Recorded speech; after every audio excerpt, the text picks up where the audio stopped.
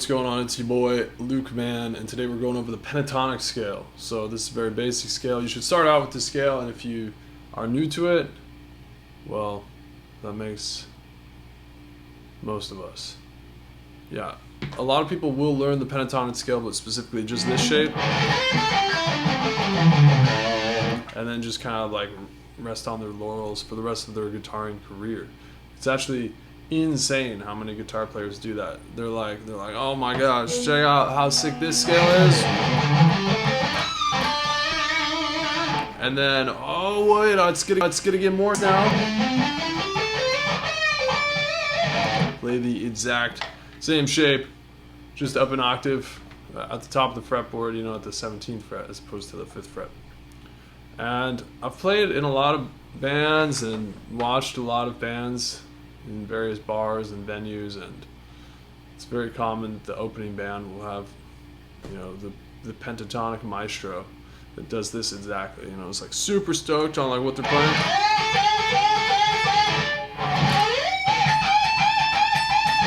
You know, and that's their variation. By the way, if you're new to the channel, my name is Luke, man, and I help guitar players learn to play their favorite songs and solos. Right now, specializing a lot in alternate picking, because I've helped tons of my clients develop a really strong alternate picking technique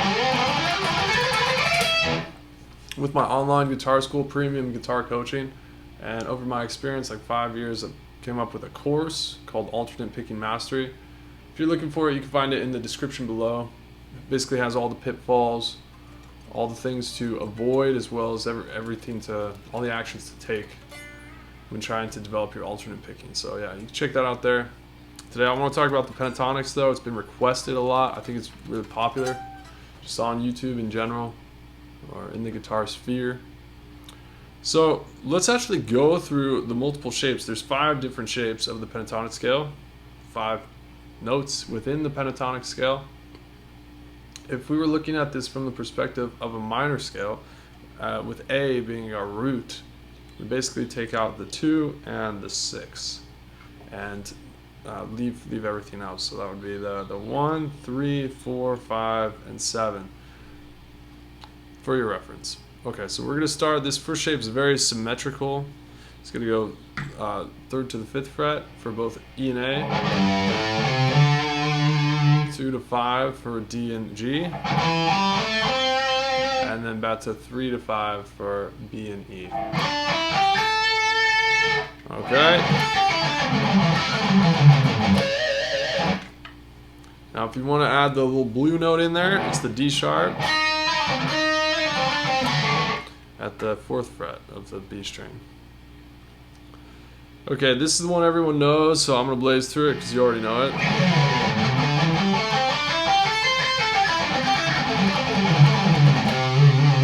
Alright, moving on to the next one up.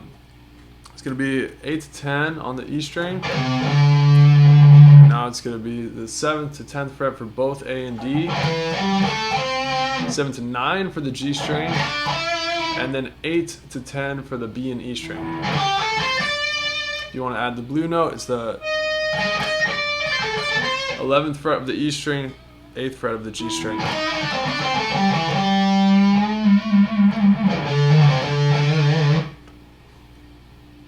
Okay, this next one is a little, has some kind of repetitive patterns, others not.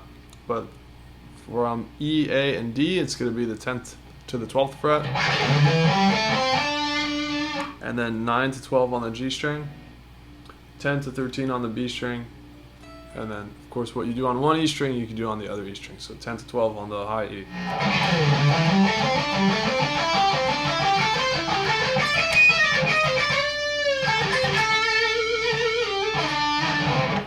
Alright, and so again the 11th fret is where you can find that blue note. Now for the last shape before we repeat the octave, it's going to be 12 to 15 for both the E and A string, 12 to 14 for D and G string, 13 to 15 for the B string, and then 12 to 15 for the E string.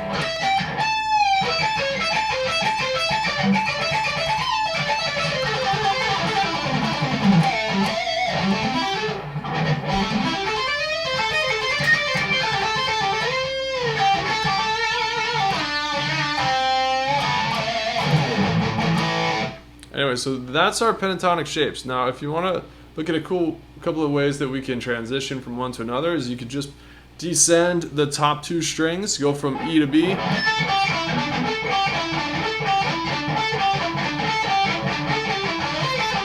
You could start moving that up the fretboard.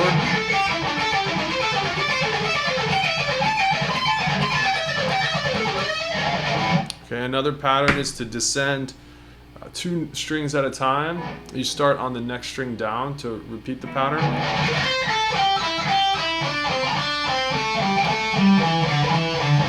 So I go E to B, B to G, G to D, D to A to E.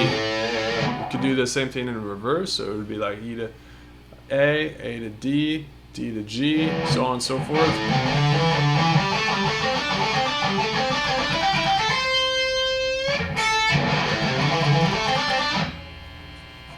Yeah, as it turns out, that one's not in my muscle memory, but you know, that's the idea, that's the pattern. And then another one I like to do is go down three strings at a time. So that's going to be E, B, G, B, G, D, G, D, A, D, A, E. Do that one in reverse as well.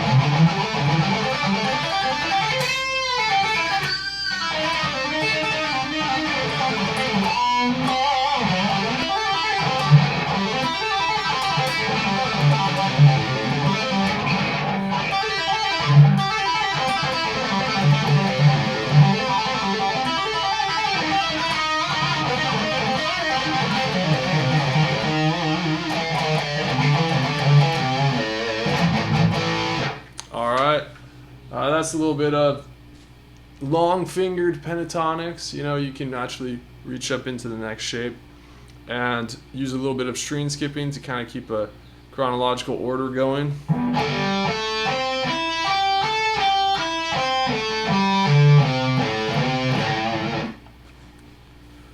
Alright, what else is very applicable to the pentatonic? So you'll hear this lick a lot. We go...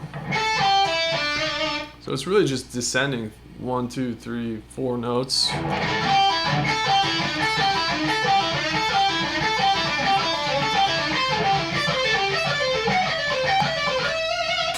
So my personal philosophy on guitar playing is that every lick is just a pattern, and then you should be able to plug it in and play it with a given scale. And so we're basically applying a pattern going down 4 notes to all the varying shapes. And this one's probably the most common. Starting at the 5th fret. And I like to put a pull off on the B string and a little bit of a bend on the G string, the last note, before starting it back over. Another pentatonic thing that's should be very, very much spoken about that perhaps is not, is this little Steamy Ray Vaughan lick. I listened to some Bob Marley this morning, and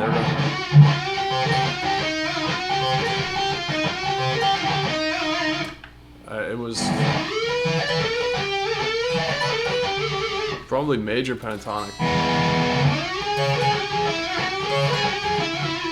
and like No Woman, No Cry.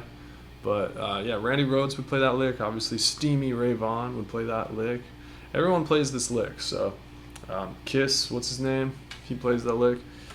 He's a shit human being for what I know, so no name recognition necessary. But we play G string, bend on the 7th fret, and then bar, but you roll. You use like a sweep picking technique where you kind of like roll from the 5th fret of the B string to the E string 5th fret as well. And do that all in one pick stroke. I try to tell my clients all the time, you know, this should be like, should have that good rhythmic quality to your right hand, and it should be one consistent downstroke where you never pluck. Your pick never leaves the string. It's all submerged within the depths of the strings the whole time, so it stays there.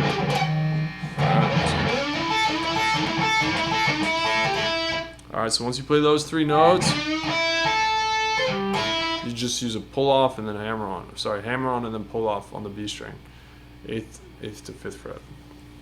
Anyway, so these are some pentatonic fundamentals. Another good one is to, from your pentatonic scale, bend up a whole step. and then release the bend, bend up 2 whole steps, release the bend, then bend up 1 whole step. This is like David Gilmour special.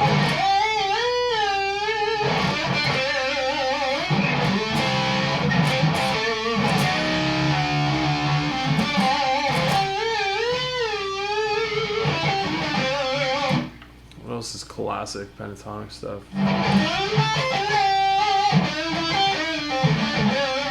Oh yeah, it's kind of like do these double stop bends where you bend the G string 7th fret. Hard to do and keep it in tune on the Floyd Rose, but anyway, yeah, those are some pentatonic ideas. Those are the basics that'll get you started for sure. When you start practicing these, you can really get them quite fast. And yeah, if you enjoy that, you want to see more, you want to hone in on specifically your picking, I definitely recommend checking out Alternate Picking Mastery. Like I said, it's in the description below. Just all the trials and tribulations my clients have gone through when it comes to mastering alternate picking.